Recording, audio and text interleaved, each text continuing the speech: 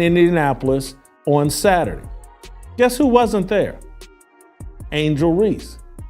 Angel Reese declined to travel to Indianapolis, and her coach came out and said something about what happens when a franchise finally admits its so-called star isn't actually the best player on the roster. Angel Reese just learned that lesson the hard way after the Chicago guy named Camila Cardoso, their player of the year, over her. After months of publicly criticizing teammates and pushing for roster changes, the Sky sent a clear message. This decision exposes Reese's true value to the organization and raises serious questions about how long her future in Chicago will last. Should the Sky trade Angel Reese? Let us know in the comments. A Chicago Tribune interview revealed Reese's true feelings about her teammates and left many stunned. She openly stated that adding good and great players was non-negotiable for her future with the team. Reese made it clear she wasn't willing to accept the same results and demanded a roster overhaul, positioning herself as someone who could attract top talent. These weren't subtle hints. Her comments publicly questioned the quality of her teammates, sending a strong message inside the locker room. Veteran players who had spent years in the league were suddenly being called out by a second-year player who believed she deserved more. Asterisk.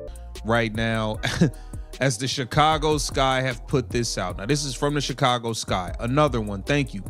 Camila Cardoso has been named the player of the year, 40 games played, 15 times player of the game, 6 times player of the week, 2 times player of the month. Congratulations, Camila Cardoso. The timing only made things worse.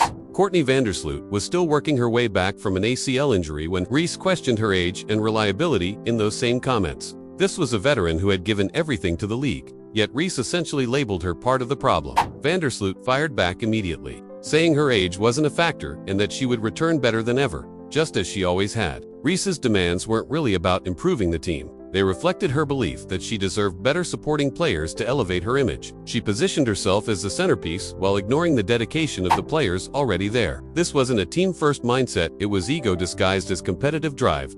By that point, the front office had already gone out of its way to help Reese succeed. They traded for Ariel Atkins to provide the veteran presence she said she wanted, gave up draft picks, and made roster moves with her development in mind. Yet Reese still complained publicly that it wasn't enough. The organization bought into her vision, and she responded by saying it fell short. Vandersloot's response highlighted the gap between real leadership and entitlement. She defended the entire roster without naming Reese, while other veterans began questioning whether Reese understood leadership or simply wanted better stats. Reese had to say, "I'm not settling for the same shit we did this year." Oh boy. Reese told the Tribune, "We have to get good players. We have to get great players. That's a non-negotiable for me. I'm willing and wanting to play with the best. And however I can help to get the best here, that's what." Rachel Bannum summed up the frustration when she said, "I honestly don't care anymore. I'm so over all of this." It was a veteran admitting she was exhausted by the constant drama. Ariel Atkins, the player traded for specifically to support Reese, was forced to address it, saying the team was aware and handling the situation. Even head coach Tyler Marsh confirmed that managing Reese's comments had become a top-down organizational issue. The locker room fractured almost immediately. Reports said teammates were furious over Reese's public attacks, and a team meeting was planned to confront the issue. Veterans who respected players like Vandersloot couldn't understand how Reese thought this was leadership. The trust holding the team together began to crack. Reese had effectively told the entire league her teammates weren't good enough. The damage went beyond hurt feelings. Players started questioning whether their star wanted to play with them or simply replace them. Team unity became impossible. How do you trust someone who publicly says you're the problem? Her comments didn't just criticize the roster, they poisoned the season before it began. Reese's demands looked even worse when she couldn't show up consistently herself. Her injury status became a running mystery, with the Sky listing her as day-to-day for weeks without clarity. Coaches couldn't plan, and teammates didn't know who would be available. The chaos deepened when Reese missed games but traveled to Indiana to promote her Reebok sneakers, hyped her shoe release online, and took shots at Caitlin Clark while her team struggled. Fans eventually gave her a nickname, the Vanishing Barbie, disappearing whenever accountability showed up. Are going to listen to what Angel Reese had to say about Courtney Vandersloot. Are going to listen to what Angel Reese had to say about her current teammates. How many players are going to say, "Oh yeah, I want to play with that player who has no problem throwing me under the bus with 3 games to go. I want to play with that"?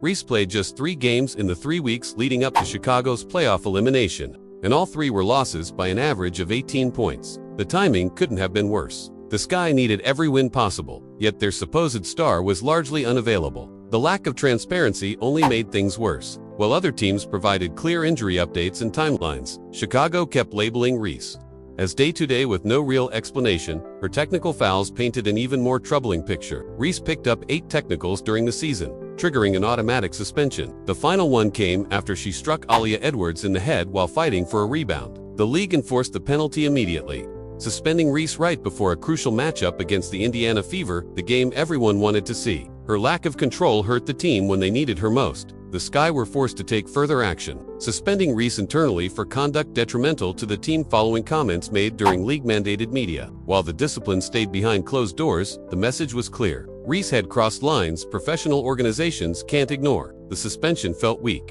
reflecting an organization torn between accountability and relying on her star power for ticket sales. What exposed Reese's impact most was how the team performed without her. The offense moved faster, possessions were cleaner, and the Sky looked less chaotic. Reese led the league in turnovers despite missing significant time, often demanding touches only to give the ball away. Her presence created more problems than solutions.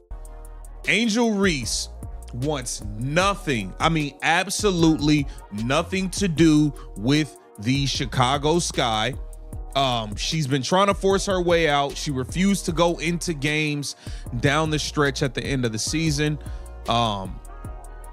And Caitlin Clark showed everyone what real leadership looks like during Indiana's transformation. She handled her own injury setbacks with complete transparency. When an ear injury affected her hearing during games, Clark openly explained the situation to media and fans. She never made excuses or created uncertainty about her availability. The Fever always knew exactly where she stood, both physically and mentally.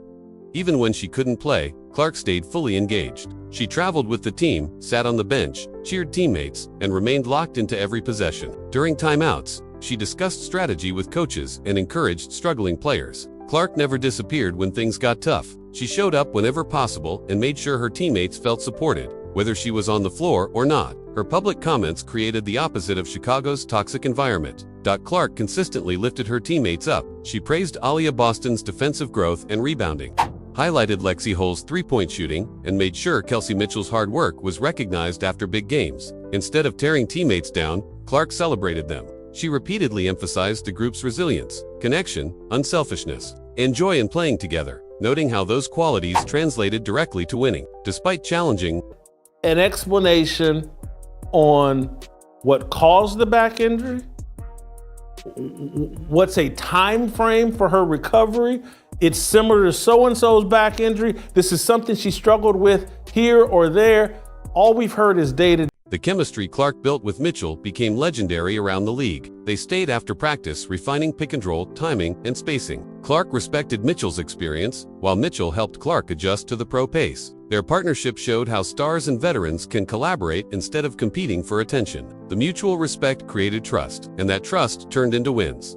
Boston's growth under Clark's leadership proved the power of positive influence. She went from battling confidence issues to becoming one of the league's most reliable bigs. Clark fed her early touches to build rhythm and celebrated defensive stops like game. Boston responded by protecting Clark on screens and attacking the glass harder than ever. Their connection became unstoppable. Hull's breakout season followed the same pattern. Clark drew double teams, found Hull in her shooting spots, and trusted her to deliver. Hull rewarded that trust by becoming one of the league's most efficient shooters. Clark's unselfishness created opportunities for everyone. Indiana's attendance exploded because fans could see the genuine chemistry. Games became must-watch events, not just for Clark's brilliance, but for how the team played together. The Fever sold out arenas nationwide because people wanted to watch a team that enjoyed playing together. Clark's energy was contagious and translated into real success. Do you think the Chicago Sky should trade Angel Reese? Let us know in the comments. Like, subscribe, and turn on notifications so you don't miss what's next.